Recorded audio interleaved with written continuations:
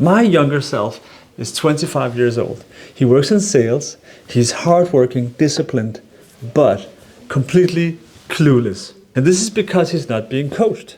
He's not being coached enough. And this is a typical problem. So what I'm going to do now is I'm going to time travel back and give myself advice that will completely change the way he does B2B sales. I hope you will benefit as well. My first lesson to you, Red, is don't be too hard on yourself. You're being way too hard on yourself. I know your standards are high and you really want to improve and become a better salesperson. You can see that this is your path. You can see that this is your passion, but don't put too much pressure on yourself. You are still a beginner. You are still learning the basics of sales. And I know why you are putting pressure on yourself. It's because your standards are high. Your standards are really, really high. You want to live up to every single standard that you have. But you need to learn that these things take time. You cannot become a master in a matter of months or years. It takes a long time to master a profession. So what you're suffering from right now is lack of visibility. You're not seeing the complete road in front of you. You're only seeing fragments because you're still learning. Number two, use your personality. There's nothing wrong in that. Right now, what you're doing is that you're separating your business personality from your private personality, the person that you are when you are not working. And the truth is, you want to use both. You want to unfold your personality more in your relations with the people that you meet. And that could be both internally in your company, the company that you work for right now, but particularly when you go out and meet people that you have never met before, prospects, managers, directors, technicians, whatever their title is, make sure to use your personality. What I figure out now is that when you use your personality fully, you let people connect with you easier. It's easier for them to connect with you. It's easier for them to see you. But when you only display a one-dimensional character, the businessman, you're actually missing out. Because by opening up, you can create a lot of meaningful relationships with people that you will have some kind of relationship to in the future. Because you're going to meet people again. The world is very small. You're going to meet people again and again and again. They change jobs, then you can contact them. You change jobs, then you can contact them. You are going to meet them in seminars. You're going to meet them maybe even in your workplace. A customer can suddenly become a colleague. I've experienced that. Like this IT guy that you're trying to sell to could become your colleague in 20 years. You know, it's happened to me a lot of times. So use your personality because it adds color to you as a person. It adds depth to you as a person. And it actually makes it more fun to work in sales when you can use yourself completely. The thing that you need now is to learn how to express the personal side of yourself in a safe way that doesn't transgress any of your personal limits, right? You just need to learn how to use your personal side in a way that is completely safe. And you can do that. So what I want you to do, I'm going to give you an assignment. The next 3 business meetings that you have with people that you haven't met before, like prospects, talk to them about Japan. Tell them about your trips to Japan. Tell them about your Aikido, why you are practicing Aikido, the Japanese martial art, and try to connect these 2 things. Make it an assignment to do that 3 times and you will see what happens. Advice number 3, it's about them, not you. This is very important. It took me a lot of years to really understand this and to internalize this fact. It is 100% fact that when you are in a sales situation and you are talking to a prospect, they really don't care much about you and your company and your achievements. What they care about mostly is themselves, their problems, their agenda, their ambitions. It's all about them, not you. So what you want to do is to become better at listening, better at asking questions so that you can understand them. Show interest, real, true, honest interest. And you do this by being curious. Be curious, talk to people, ask them questions before you present your company, before you present anything basically. The only thing you need to present first is yourself. Introduce yourself, use your personality, and then start asking questions. And even if they might try to get you to present first, don't do that. They only do that because they are used to doing that. They are used to sales reps coming and just from the get-go presenting themselves, their customers, their achievements, etc., etc., etc., etc. Don't do that. Start asking questions. So, why are we together today? Why do we have these meetings? Why do anything? Why now? Why consider someone like us? What is the problem? How is this problem affecting you? Have you tried solving this problem in any way? What was the result? How is this affecting you? What is your strategy? How can I support you? What is the most important criteria you have for picking or choosing a partner? These are all examples of questions that you can ask. Become good at asking questions. Try to really understand before you try to be understood. It's about them. It's not about you. If you listen attentively and carefully and show interest in them and understand their problems and how you can solve them, then you are miles ahead of your competitors. Your competitors are not going to do this. They are almost for sure doing it the classical way, which is presenting, impressing, pressuring. You don't want to pressure, you don't need to impress. All you need to do is listen. Listening is the best presentation ever. Make it about them, not about you.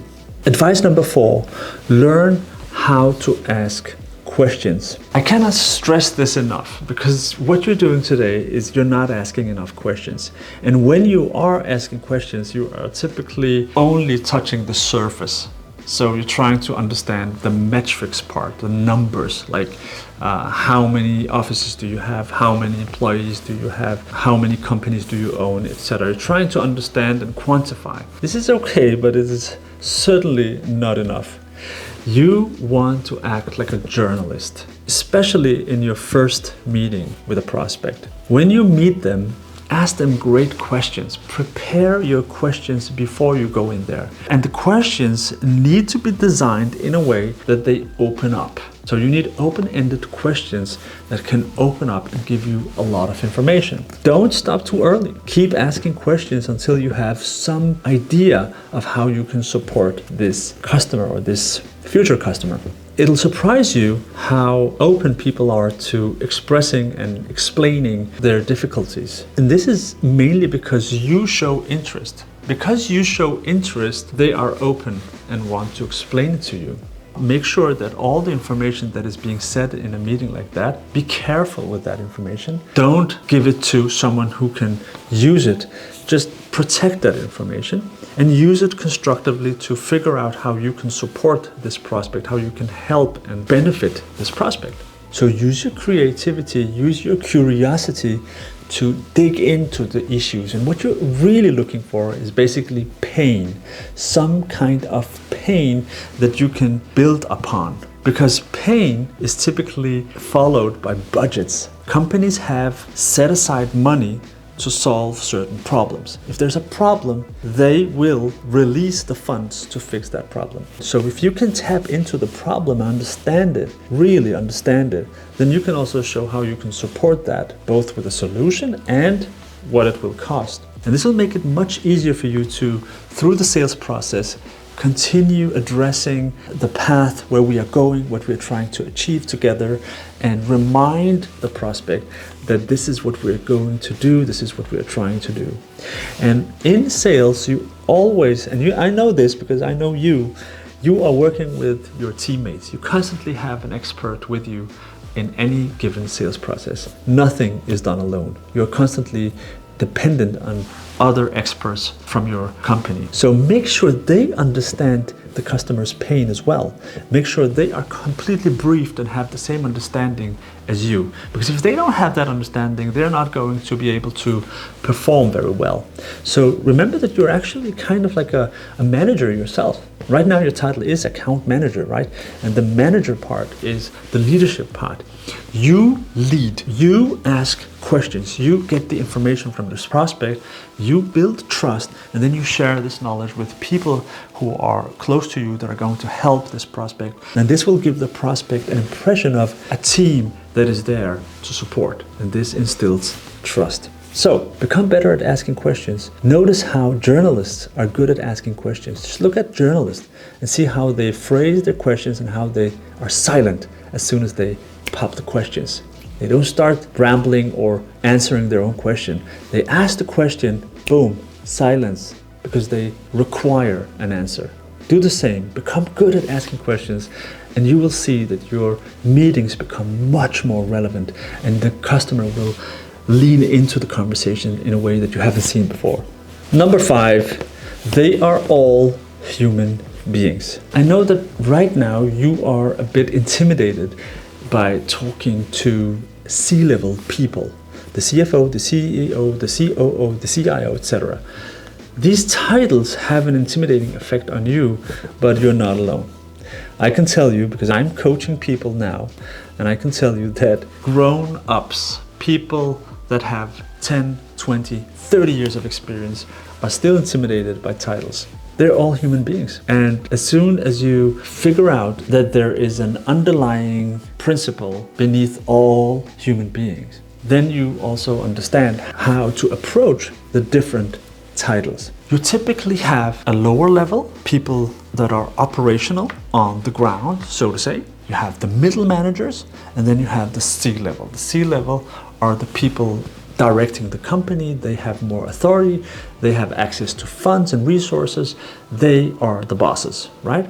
And then you have the middle managers, who are the bosses within certain boxes, so to say. And then you have the operational people that can influence upwards and say, we need this, we need that, and this is the problem, and they describe everything because they're closer to the problem, they're closer to the pain. And the middle managers are typically interested in understanding what's happening on the ground level and bringing that up to the C-level, and the C-level will then decide.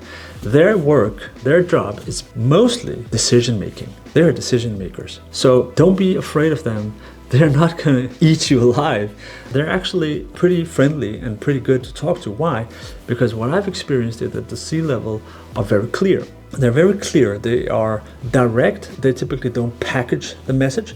They just give it to you as it is, and that's a good thing because you don't want to waste time. So the C-level person is typically someone with authority, with the overview, but they lack the connection to the day-to-day process, right? They don't understand what's happening on the ground floor, and they often don't understand what the solution is about. So when you have a high stake opportunity, like a bigger prospect that you're working on, you absolutely must engage the C-level. This is really important, because if you don't do that, you are going to be sidetracked in the last moment. You have zero idea whether this thing is going to happen or not. So you end up investing a lot of time, a lot of energy, a lot of hope in closing this big deal, and suddenly someone on the top can just say, we're not going to do that, we're going to do this. Or we're not going to do it with them, we're going to do it with them. So they can come in at the last moment and just sidetrack everything. At this stage, you're not experienced enough to do it yourself, but talk to your manager, talk to your CEO, talk to your C-level in the company that you represent, and bring them into the conversation. Ask them, can you please contact the CIO? I'm working this prospect.